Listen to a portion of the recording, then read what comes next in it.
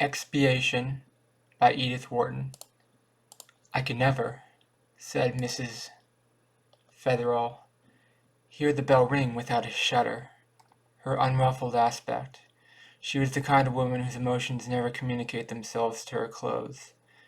And the conventional background of the New York drawing room, with its pervading implication of an intimate tea-tray of an atmosphere in which the social functions have become purely reflex, left her declaration a relief not lost to her cousin Mrs. Clinch, who from the other side of the fireplace agreed with the glance at the clock that it was the hour for bores.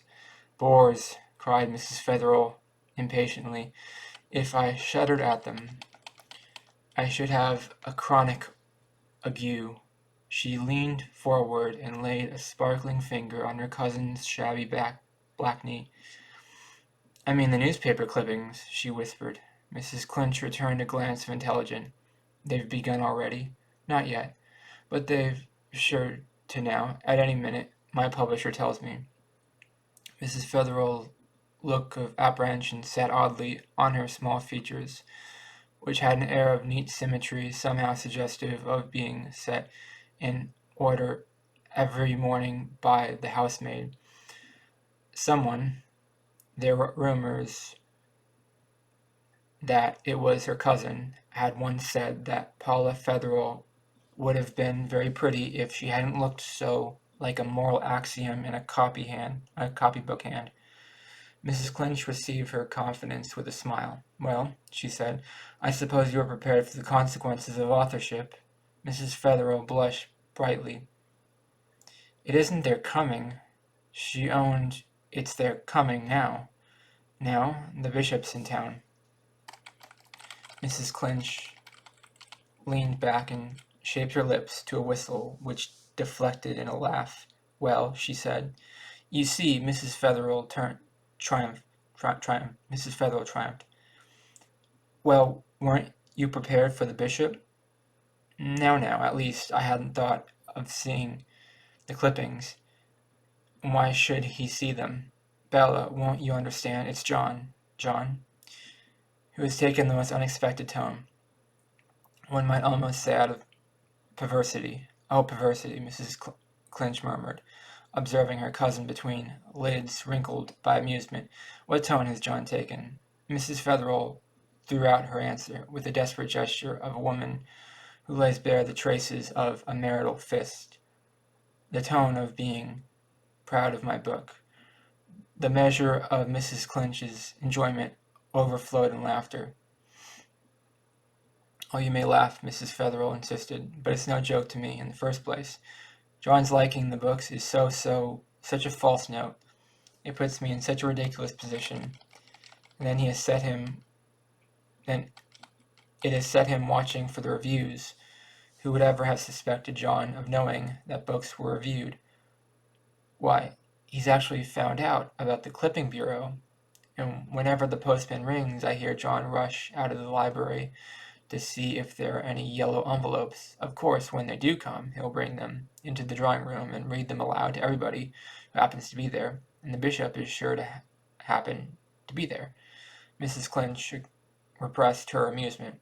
The picture you draw is a lurid one, she conceded, but you modestly strike me as abnormal, especially in an author.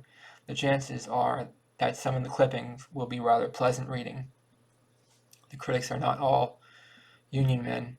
Mrs. Fetherall stared. Union men? Well, I mean, they don't all belong to the well-known Society for the Persecution of Rising Authors. Some of them have been known to defy its regulations and say a good word for a new writer. Oh, I dare say, said Mrs. Fetherall, with the laugh her cousin's epigram exacted. But you don't quite see my point. I'm not at all nervous about the success of my book. My publisher tells me I have no need to be, but I am afraid of its being a success to scandal. Mercy, said Mrs. Clinch, sitting up.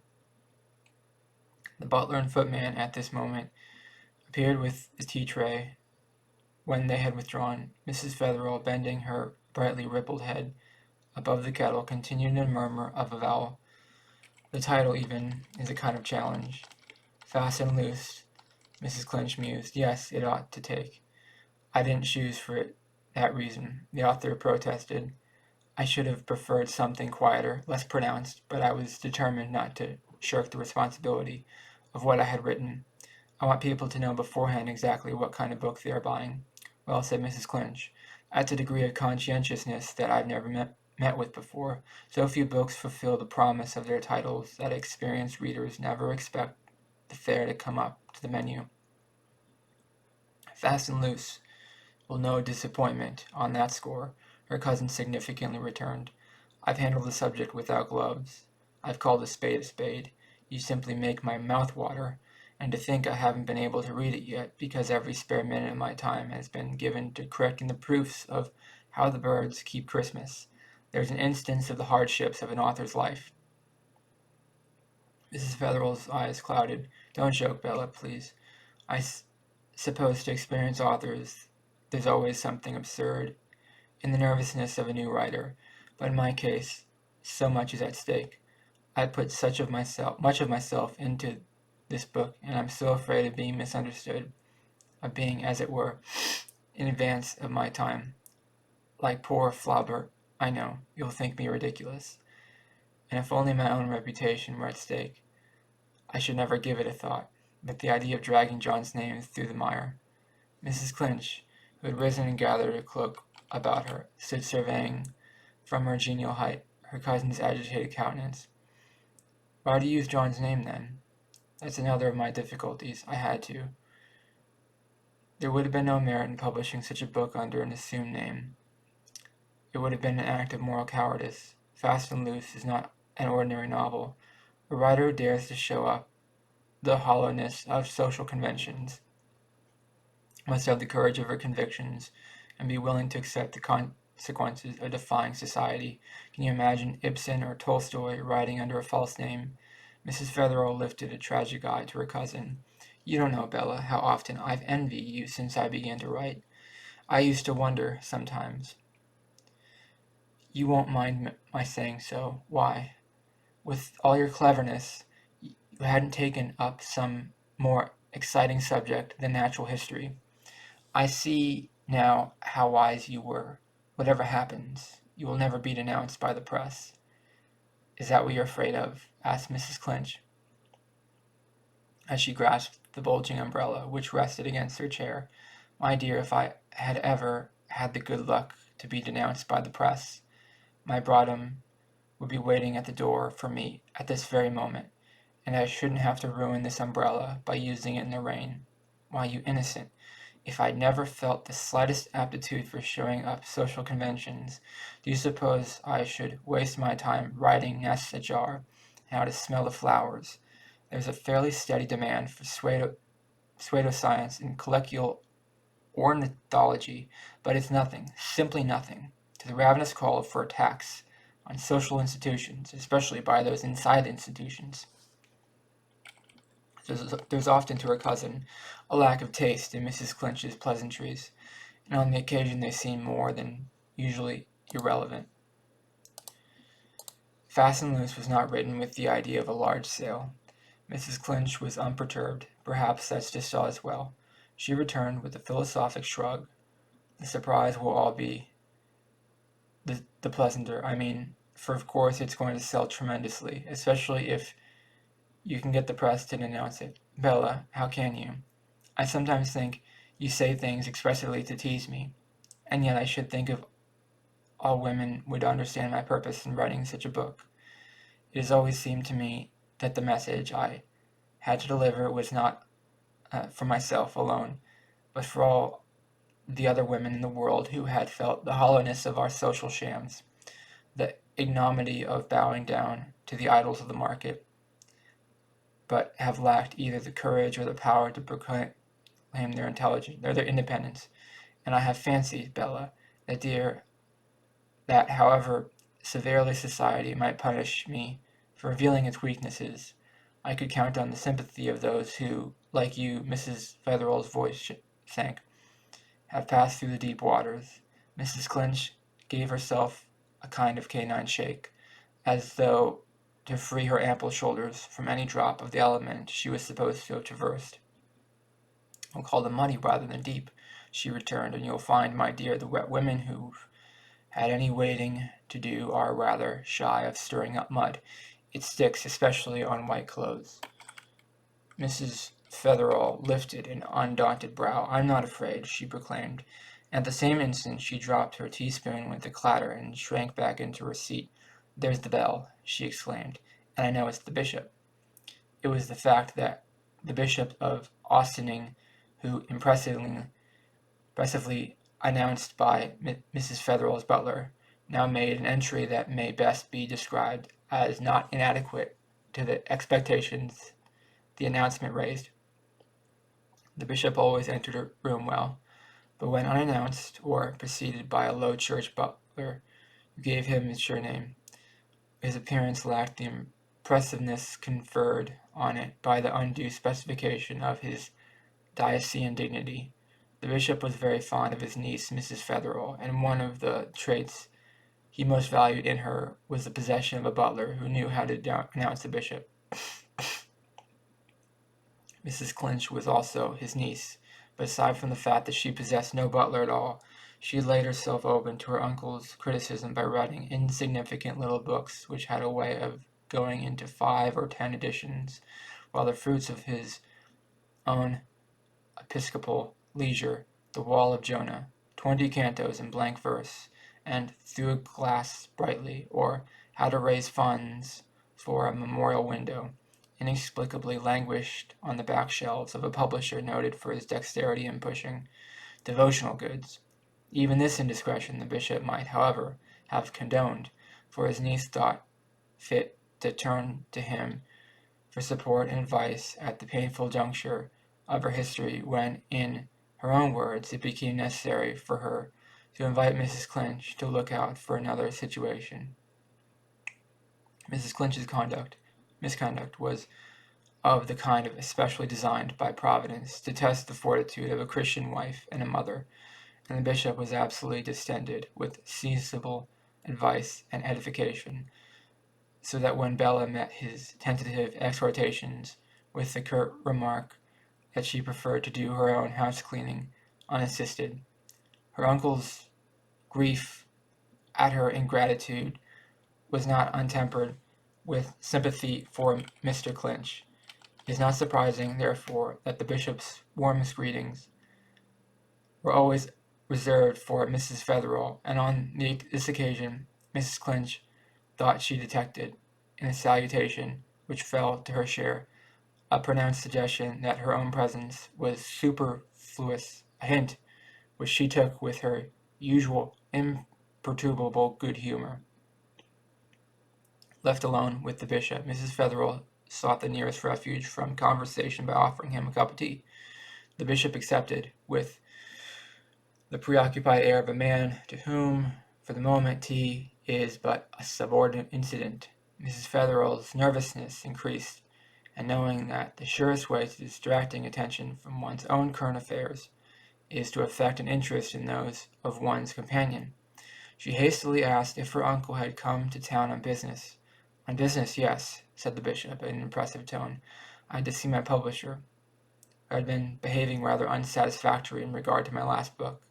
"Ah, your last book," faltered Mrs. Fetherall, with a sickening sense of her inability to recall the name or nature of the work in question, and a mental vow never again to be caught in such ignorance of a colleague's productions. Through a Glass Brightly, the bishop explained, with an emphasis which revealed his detection of her predicament. "You may remember that I sent you a copy last Christmas." "Of course I do." Mrs. Fetherall brightened. It was that delightful story of the poor consumptive girl who had no money and 2 little brothers to support. "Sisters, idiot sisters," the bishop gloomily corrected. "I mean sisters who managed to collect money enough to put up a beautiful memorial window to her grandfather, whom she had never seen, but whose sermons had been her chief consolation and support during her long struggle with poverty and disease." The bishop gave the satisfied sigh of a workman who reviews his completed task. A touching subject, surely, and I believe I did it justice. At least, so my friends assured me. Why, yes, I remember there was a splendid review of it in the Reredos, cried Mrs. Fetherall, moved by the incipient instinct of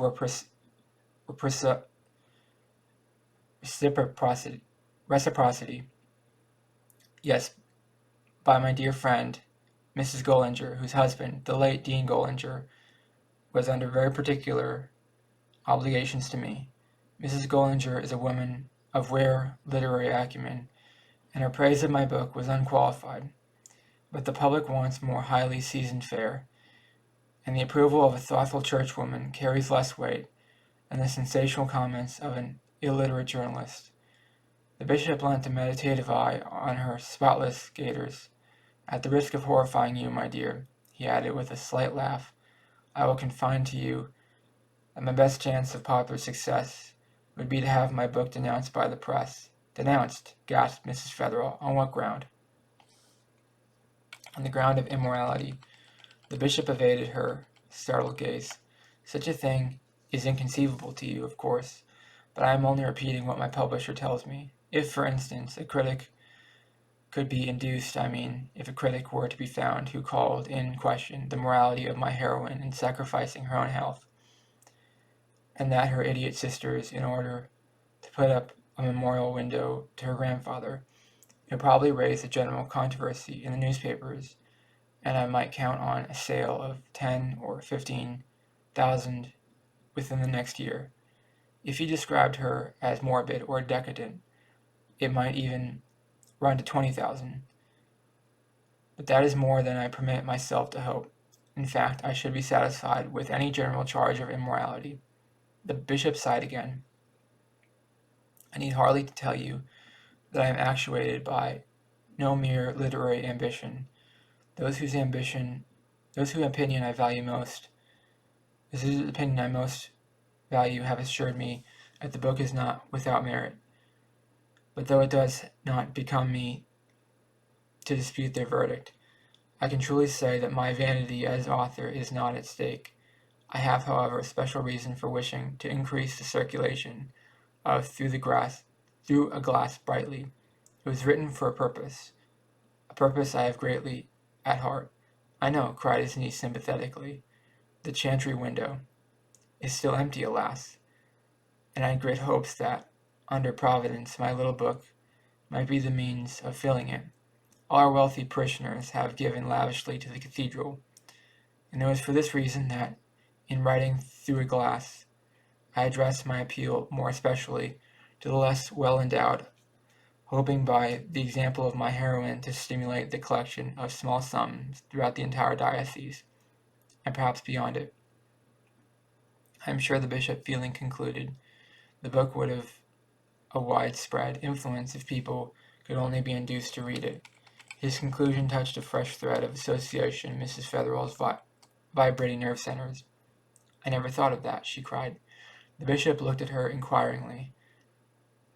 That one's books may not be read at all, how dreadful, she exclaimed. He smiled faintly. I had not forgotten that I was addressing an authoress, he said. Indeed, I should not have dared to inflict my troubles on anyone not of the craft. Mrs. Fetherall was quivering with the consciousness of her involuntary self-betrayal. Oh, uncle, she murmured. In fact, the bishop continued, with a gesture which seemed to brush away her scruples, I came in partly to speak to you about your novel, Fast and Loose, I think you call it. Mrs. Fetherall blushed assentingly. And is it out yet? The bishop continued. It came out a week ago. You haven't touched your tea. It must be quite cold. Let me give you another cup.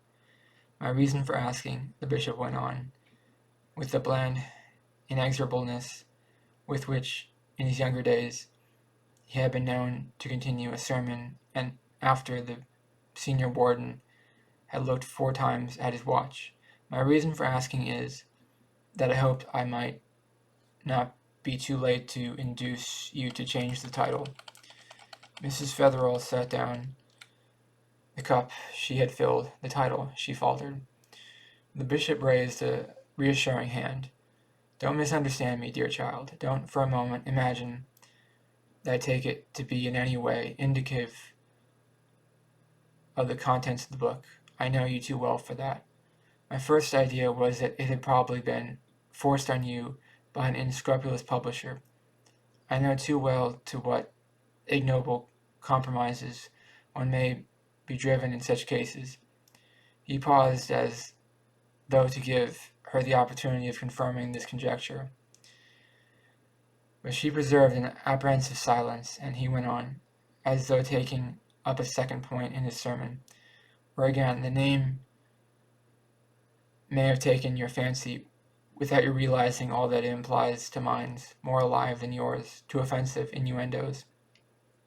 It is excessively suggestive, and I hope I am not too late to warn you of the false impression it is likely to produce on the readers whose approbation we most value.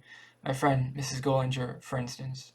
Mrs. Fetherell, as the publication of her novel testified, was in theory a woman of independent views, and if in practice she sometimes failed to live up to her standard, it was rather an irresistible tendency to adapt herself to her environment than from any conscious lack of moral courage. The bishop's exordium had excited in her that sense of opposition which such admonitions are apt to provoke. But as he went on, she felt herself gradually enclosed in an atmosphere in which her theories vainly gasped for breath. The bishop had the immense dialectical advantage of invalidating any conclusions at variance with his own ways by always assuming that his premises are among the necessary laws of thought. This method, combined with the habit of ignoring any classifications but his own, created an element in which the first condition of existence was the immediate adoption of his standpoint, so that his niece, as she listened, seemed to feel Mrs. Gollinger's Mechlin cap spreading its conventual shadow over her rebellious brow, and the Revue de Paris at her elbow turning into a copy of the Reredos. She had meant to assure her uncle that she was quite aware of the significance of the title she had chosen. It had been deliberately selected as indicating the subject of her novel, and the book itself had been written in direct defiance of the class of readers for whose susceptibilities she was alarmed. The words were almost on her lips when the irresistible suggestion conveyed by the bishop's tone and language deflected them into the apologetic murmur. Oh, uncle, you mustn't think. I never meant.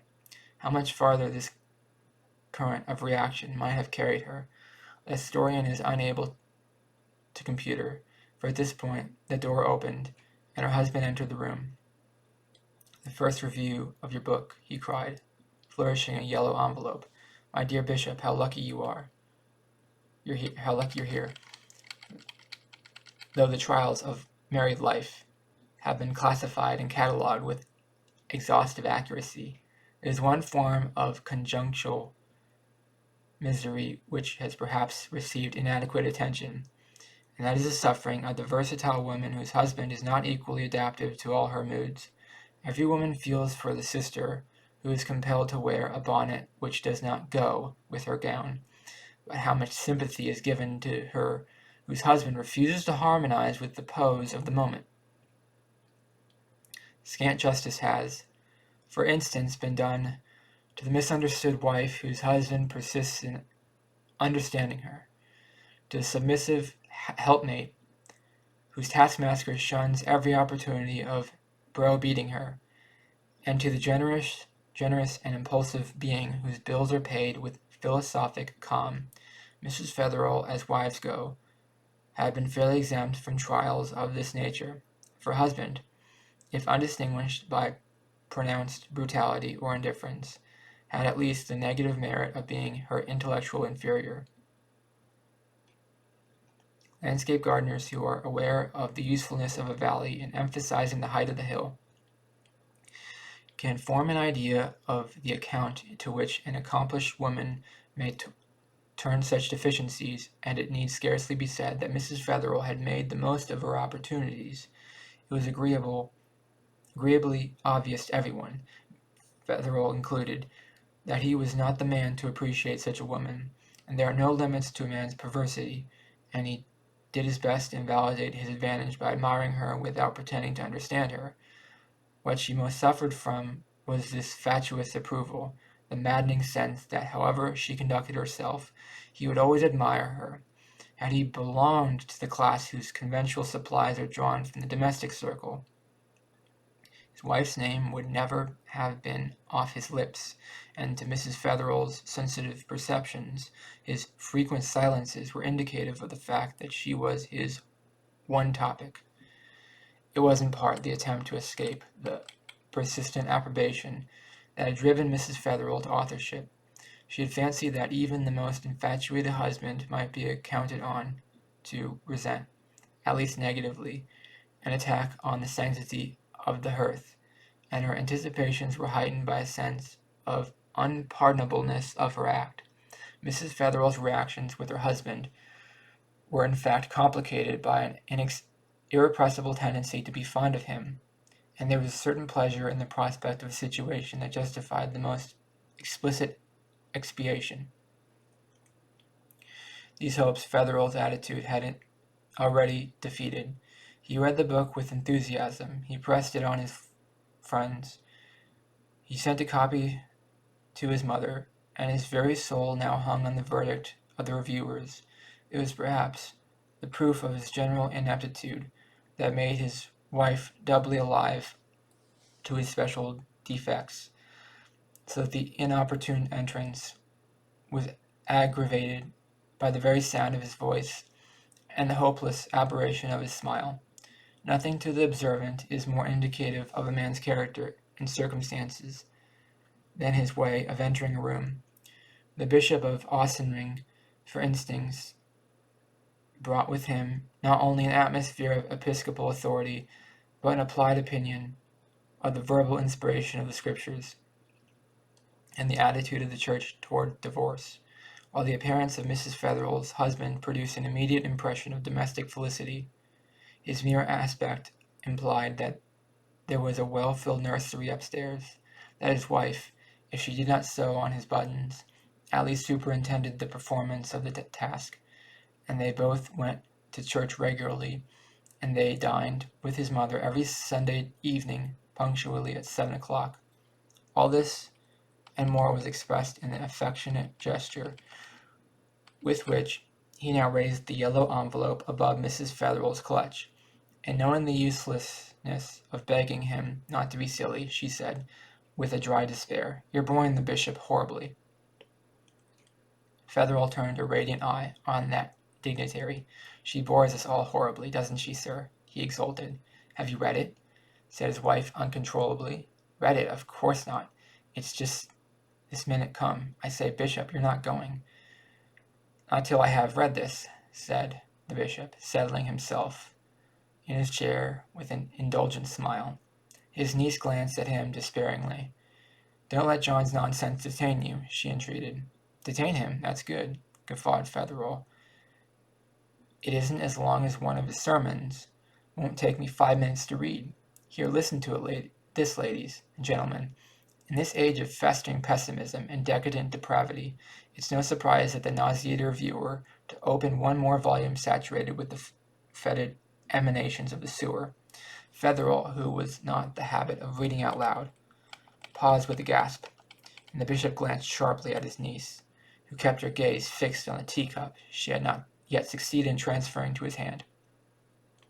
"Of the sewer," her husband resumed, "but his wonder is proportionally great when he lights on a novel as sweetly inoffensive as Paula Fetherell's Fast and Loose. Mrs. Fetherell is, we believe, a new hand at fiction, and her work reveals frequent traces of inexperience, but these are more than atoned for by her pure, fresh view of life and her altogether unfashionable regard for the reader's moral susceptibilities. Let no one be induced by a distinctly misleading title to forego the enjoyment of this pleasant picture of domestic life, which, in spite of a total lack of force of character, drawing and of consecutiveness in incident, may be described as a distinctly pretty story. It was several weeks later that Mrs. Clinch once more brought the plebeian aroma of heated tramcars and muddy street crossings into a violent scented atmosphere of her cousin's drawing-room. "Well," she said, tossing a damp bundle of proof into the corner of silk-cushioned bergère, "I've read it at last, and I'm not so awfully shocked." Mrs. Fetherell, who sat near the fire with her head propped on a languid hand, looked up without speaking. "Mercy, Paula," said her visitor, "you're ill." Mrs. Fetherell shook her head. "I was never better," she said mournfully. "Then may I help myself to tea, thanks?" Mrs. Clinch removed her mended glove before taking a buttered tea cake, and she glanced again at her cousin. "It's not what I just said now," she ventured. "Just now? About fast and loose?" "I came to talk it over." Mrs. Fetherell sprang to her feet. "I never," she cried dramatically, "want to hear it mentioned again." "Paula," exclaimed Mrs. Clinch, setting down her cup. Mrs. Fetherell slowly turned on her an eye brimming with incommunicable. Then, dropping into her seat again, she added with a tragic laugh, "There's nothing left to say." "Nothing," faltered Mrs. Clinch, longing for another tea cake, but feeling the inappropriateness of the impulse in an atmosphere so charged with the portentous. "Do you mean that everything has been said?" She looked tentatively at her cousin. "Haven't they been nice?" "They've been odious, odious," Mrs. Fetherell burst out, with an ineffectual clutch at her handkerchief. "It's been perfectly intolerable." Mrs. Clinch, philosophically resigning herself to the propriety of taking no more tea, crossed over to her cousin and laid a sympathizing hand on the lady's agitated shoulder. "It is a bore at first," she concluded, "but you'll be surprised to see how soon one gets used to it." "I shall never get used to it," Mrs. Fetherell brokenly declared. "Had they been so very nasty, all of them?" "Every one of them," the novelist sobbed. "I'm so sorry, dear. It does hurt, I know, but hadn't you rather expected it?" "Expected it?" cried Mrs. Fetherell, sitting up. Mrs. Clinch felt her way warily. "I only mean, dear, that I fancied from you said before the book came out that you rather expected that you'd be rather discounted. They're recommending it to everyone as a perfectly harmless story. Good gracious, is that what they've done?" Mrs. Fetherell speechlessly nodded. "Every one of them. Every one." "Whew," said Mrs. Clinch with an incipient whistle. "Why, you've just said it yourself," her cousin suddenly reproached her. "Said what?" "That you weren't so awfully shocked." "Oh well, you see, you'd keyed me up to such a pitch that it wasn't quite as bad as I expected." Mrs. Fetherell lifted a smile steeled for the worst. "Why not say at once," she suggested, "that it's distinctively pretty story?" "They haven't said that?" "They've all said it. My poor Paula, even the bishop. The bishop called it a pretty story. He wrote me I've his letter somewhere. The title rather scared him. He wanted me to change it. But when he'd read the book, he wrote that it was all right, and he'd sent several copies to his friends." "The old hypocrite!" cried Mrs. Clinch. "There was nothing but professional jealousy." "Do you think so?" cried her cousin bitingly. "Sure of it, my dear. His own books don't sell, and he knew the quickest way to kill yours was to distribute it through the diocese with his blessing." "And you don't really think it's a pretty story?" "Dear me, no. Not nearly as bad as that." "You're so good, Bella. But the reviewers?" "Oh, the reviewers," Mrs. Clinch jeered. She gazed meditatively at the cold remains of her tea cake. "Let me see," she said, suddenly. "Do you happen to remember if the first review came out in an important paper?" "Yes, the Radiator." "That's it, I thought so. Then the others simply followed suit. They often do a big paper, if the big paper sets the pace. Saves a lot of trouble. Now, if you could only have got the Radiator to denounce you." "That's what the bishop said," cried Mrs. Fetherell. "He did?" "He said his only chance of selling Through a Glass Brightly was to have it denounced on the ground of immorality." said Mrs. Clinch. I thought he knew a trick or two. She turned an illuminated eye on her cousin. You ought to get him to denounce Fast and Loose, he cried. Mrs. Featherall looked at her suspiciously. I suppose every book must stand or fall on its own merits, she said in an unconvinced tone. Bosh. That view is as extinct as the post-chaise and the packet ship. It belongs to the time when people read books. Nobody does that now. The reviewer was the first to set the example, and the public only too thankful to follow it. At first they read the reviews. Now they read only the publisher's extracts from them. Even these are rapidly being replaced by paragraphs borrowed from the vocabulary of commerce. I often have to look twice before I am sure I am reading a department store advertisement or the announcement of a new batch of literature.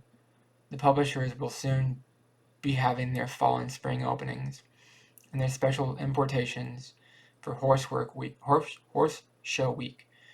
But the bishop is right, of course. Nothing helps a book like a rousing attack on its morals, as the publishers can't exactly proclaim the impropriety of its own wares. The task has to be left to the press or the pulpit. The pulpit, Mrs. Featherall mused. Why, yes. Look at those 2 novels in England last year. Mrs. Featherall shook her head hopelessly. There is so much more interest in literature in England than here. Well, we've got to make the supply create the demand. The bishop could run your novel up the 100,000s in no time. But if he can't make his own sell, my dear, a man can't very well preach against his own writings. Mrs. Clinch rose and picked up her proofs. I'm awfully sorry for you, Paula dear, she concluded, but I can't help being thankful that there's no demand for pessimism in the field of natural history. Fancy having to write The Fall of a Sparrow, or How the Plants Misbehave. Mrs. Featherall, driving up to the Grand Central Station one morning about 5 months later, caught sight of the distinguished novelist Archer Hines hurrying into the waiting room ahead of her. Hines, on his side, recognizing her brougham, turned back to greet her as the footman opened the carriage door. My dear colleague, is it possible that we are traveling together? Mrs. Featherall blushed with pleasure. Hines had given her 2 columns of praise in the Sunday Meteor, and she had not yet learned to disguise her gratitude. I am going to Ossining, she said smilingly. So am I. Why, this is almost as good as an elopement. And it will end where elopements ought to, in church. In church.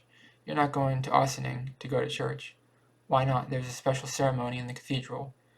The chantry window is to be unveiled. The chantry window, how picturesque. What is a chantry? And why do you want to see it unveiled? Are you after copy doing something in the Heisman manner? La Cathedral, eh? Oh no, Mrs. Featherall hesitated. I'm going to simply to please my uncle, she said at last. Your uncle? The bishop, you know, she smiled. The bishop? The Bishop of Ossining? Why, wasn't he the chap who made that ridiculous attack on your book? Is that prehistoric ass your uncle? Upon my soul, I think you're mighty forgiving to travel all the way to Ossining for one of the stained glass sociables. Mrs. Featherall smiled, flowed into a gentle laugh. Oh, I've never allowed that to interfere with our friendship. My uncle felt dreadfully about having to speak publicly against my book. It was a great deal harder for him than for me, but he thought it was his duty to do so. He has the very highest sense of duty. Well, said Hines, with a shrug, I don't know that he didn't do you a good turn. Look at that. They were standing near a bookstall, and he pointed to a placard surmounting the counter and emblazoned it with a conspicuous announcement, Fast and Loose, new edition, with author's portrait, 150,000. Mrs. Featherall frowned impatiently. How absurd. They've no right to use my picture as a poster. There's our train, said Hines, and they began to push their way through the crowd, surging toward one of the inner doors. As they stood wedged between the circumferent shoulders, Mrs. Featherall became conscious of the fixed stare of a pretty girl who whispered eagerly to her companion, Look, Myrtle, that's Paula Featherall, right behind us. I knew her in a minute. Gracious where, cried the other girl, giving her head a twist which swept her Gainsborough plumes across Mrs. Fetherell's face. The first speaker's words had carried beyond her companion's ear, and a lemon-colored woman in spectacles, who clutched a copy of the Journal of Psychology on one drab, cotton-gloved hand, stretched her disengaged hand across the intervening barrier of humanity. Have I the privilege of addressing the distinguished author of Fast and Loose? If so, let me thank you, in the name of the Women's Psychological League of Peoria, for your magnificent courage in raising the standard of revolt against. You can tell us the rest in the car, said a fat man, pressing his good-humored bulk against the speaker's arm. Mrs. Fetherell, blushing, embarrassed, and happy, slipped into the space produced by this displacement, and a few moments later had taken her seat in the train. She was a little late, and the other chairs were already filled by a company of elderly ladies and clergymen who seemed to belong to the same party, and were still busy exchanging greetings and settling themselves in their places. One of the ladies, at Mrs. Fetherell's approach, uttered an exclamation of pleasure, and advanced with outstretched hand. My dear Mrs. Fetherell, I am so delighted to see you here. May I hope you are going to the unveiling of the chantry window? The dear bishop so hoped that you would do so, but perhaps I ought to introduce myself. I am Mrs. Gollinger. She lowered her voice expressively. One of your uncle's oldest friends, one who has stood close to him through all this sad business, and who knows what he suffered when he obliged to sacrifice family affection to the call of duty. Mrs. Fetherell, who had smiled and colored slightly at the beginning of this speech, received its close with a deprecating gesture. Oh, pray don't mention it, she muttered. I quite understood how my uncle was placed. I bore him no ill will for feeling obliged to preach against my book. He understood that, and was so touched by it. He often told me that it was the hardest task he had ever called upon to perform. And do you know, he quite feels that this unexpected gift of the chantry window is in some way a return for his courage in preaching that sermon. Mrs. Fetherell smiled faintly. Does he feel that? Yes, he really does. When the funds for the window were so mysteriously placed at his disposal, just as he had begun to despair of raising them, he assured me that he could not help connecting the fact that his denunciation of your book. Dear uncle, sighed Mrs. Fetherell, did he say that? And now, continued Mrs. Gollinger with cumulative rapture, now that you are about to show, by appearing at the ceremony today, that there has been no break in your friendly relations, the dear bishop's happiness will be complete. He was so longing to have you come to the unveiling. You might have counted on me, said Mrs. Fetherell, still smiling. Ah, that is so beautifully forgiving of you, cried Mrs. Gollinger enthusiastically. But then the bishop has always assured me that your real nature was very different from that which, if you will pardon me my saying so, seems to be revealed by your brilliant but rather submissive book. If you only knew my niece, dear Mrs. Gollinger, he always said that, you would see that her novel was written in all innocence of heart. To tell you the truth, when I first saw the book, I didn't think it so very, very shocking. It wasn't till the dear bishop had explained tone. But dear me, I mustn't take up your time in this way, when so many others are anxious to have a word with you. Mrs. Fetherell glanced at her in surprise, and Mrs. Gollinger continued with a playful smile. You forget that your face is familiar to thousands whom you have never seen. We all recognized you the moment you entered the train, and my friends here are so eager to make your acquaintance, even those, her smile deepened, who thought the dear bishop not quite unjustified in his attack of your remarkable novel.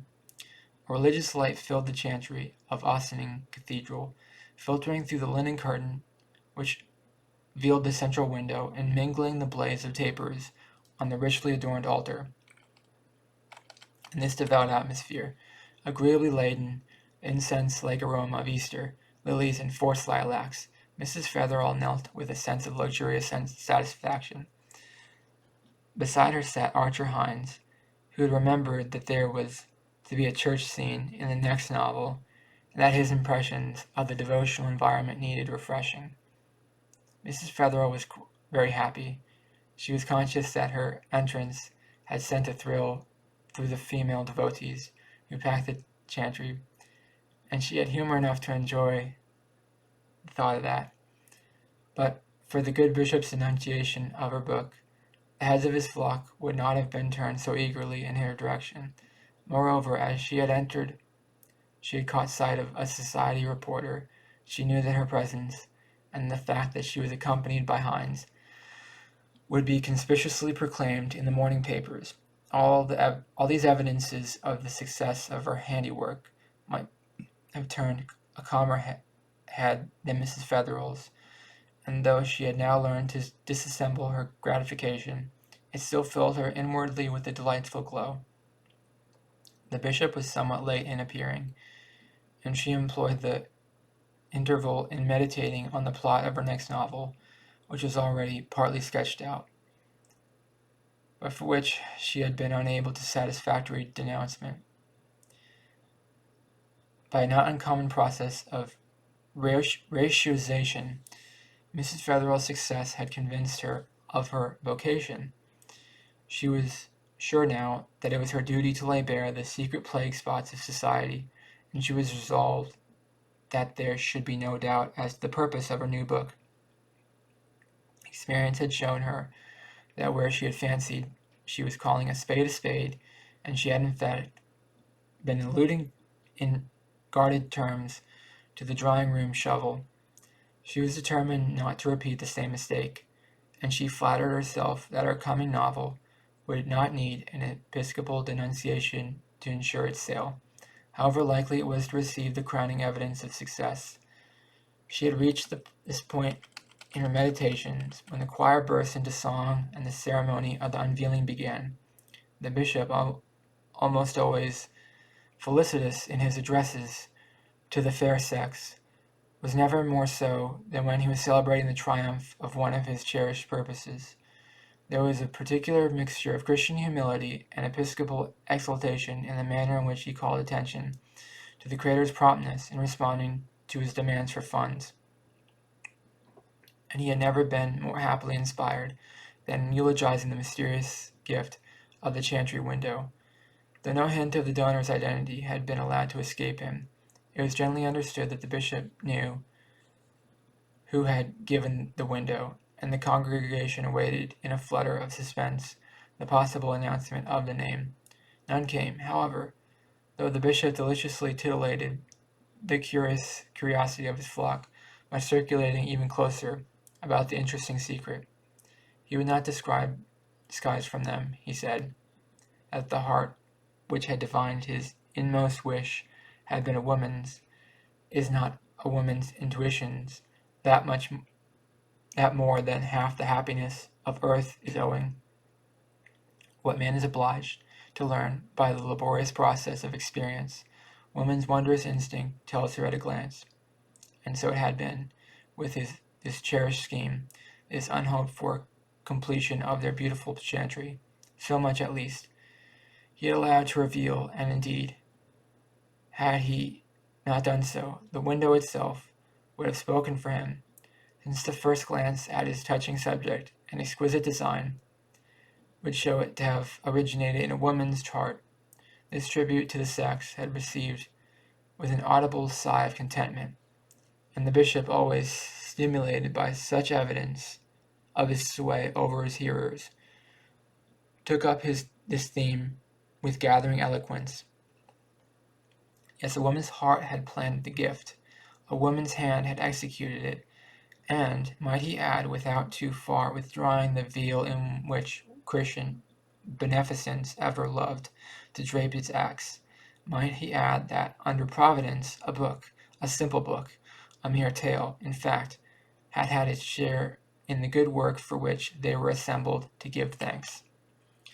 At this unexpected announcement, a ripple of excitement ran through the assemblage, and more than one head was abruptly turned in the direction of Mrs. Fetherell, who sat listening in agony of wonder and confusion.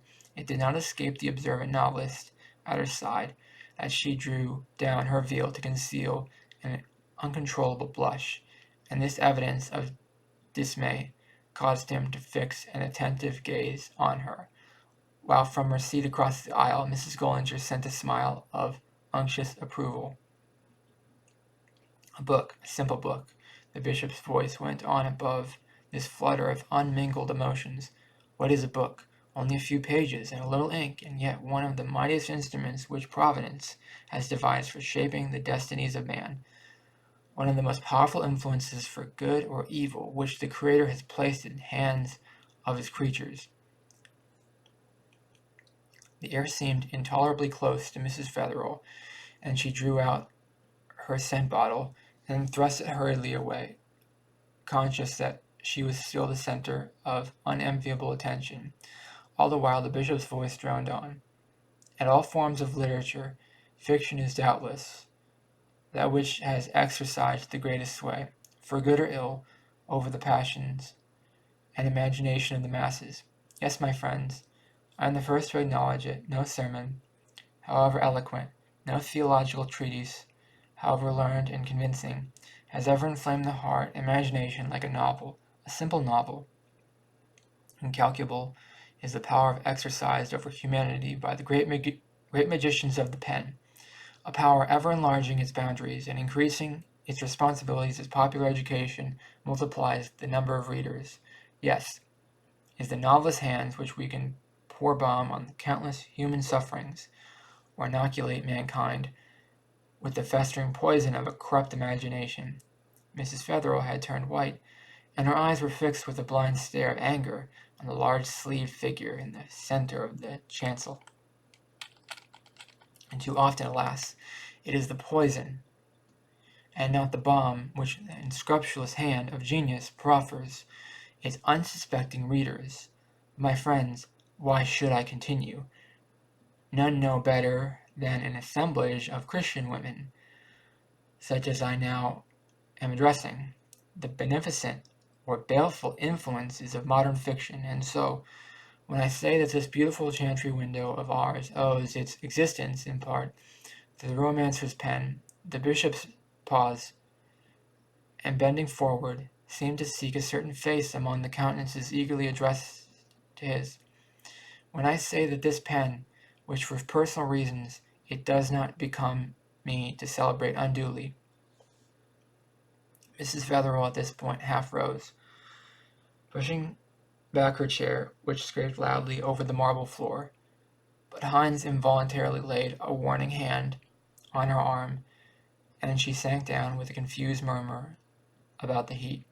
When I confess that this pen, which for once at least has proved itself so much mightier than the sword, and that which was inspired to trace the simple narrative of a thorough glass brightly, Mrs. Fetherell looked up with a gasp of mingled relief and anger. When I tell you, my friend, that it was your bishop's own work which first roused the mind of one of his flock to the crying need of a chantry window, I think you will admit that I am justified in celebrating the triumphs of the pen, even though it be the modest instrument which your own bishop wields. The bishop paused impressively, and a faint gasp of surprise and disappointment was audible throughout the chantry. Something very different from this conclusion had been expected, and even Mrs. Gollinger's lips curled with a slightly ironic smile. But Archer Hines's attention was chiefly reserved for Mrs. Fetherell, whose face had changed with astonishing rapidity from surprise to annoyance, from annoyance to relief, and then back to something very like indignation. The address concluded. The actual ceremony of the unveiling was about to take place, and the attention of the congregation soon reverted to the chancel, where the choir had grouped themselves beneath the veiled window, preparing to burst into a chant of praise as the bishop drew back the hanging. The moment was an impressive one, and every eye was fixed on the curtain. Even Hines' gaze strayed for it at a moment, but soon returned to his neighbor's face. And then perceived that Mrs. Featherwell, alone in all the persons present, was not looking at the window. Her eyes were fixed on an indignant stare on the bishop. A flush of anger burned unbecomingly under her veil, and her hands nervously crumpled the beautiful printed program of the ceremony. Hines broke into a smile of comprehension. He glanced at the bishop, and back at the bishop's niece, and then, as the episcopal hand was solemnly raised to draw back the curtain, he bent and whispered in Mrs. Featherwell's ear, "Why, you gave it yourself. You wonderful woman. Of course you gave it yourself." Mrs. Featherwell raised her eyes to his with a start. Her blush deepened, and her lips shaped a hasty no, but denial was deflected into the indignant murmur, "It wasn't his silly book that did it anyhow." And that's the end of Expiation by Edith Wharton.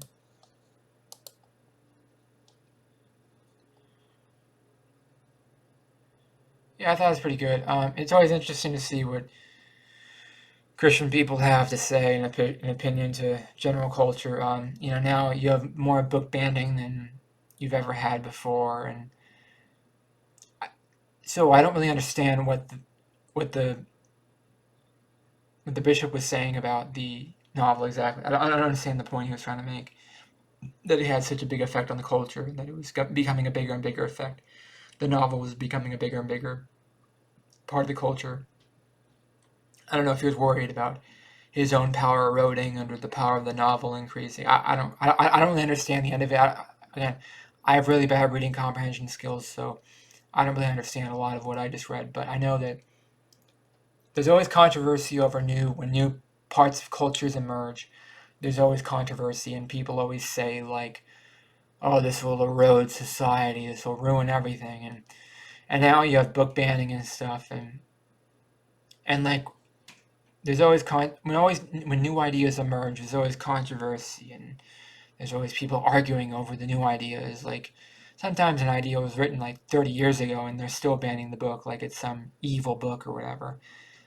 The Christian church is always going to be conservative, and they're always going to be repressive and regressive, and they're always going to be about 30 years or 100 years or thousands of years behind where everyone else is. So you take the good with the bad. You appreciate the good that Christianity can bring to the world, but you ignore the negativity they bring to the world, and you can only appreciate the good things, and you ignore the bad things, and that's all I can really do.